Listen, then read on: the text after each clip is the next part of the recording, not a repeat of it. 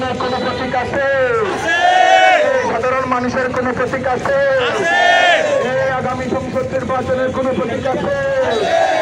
এই আওয়াজে আওয়াজ মিলিয়ে একটি কণ্ঠে সবাই বলি সেই প্রতীক।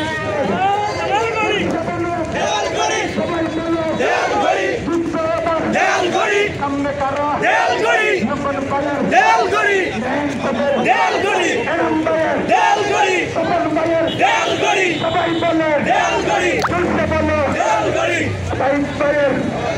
আমার সাইড মুক্ত শেষ হয়নি যুদ্ধ।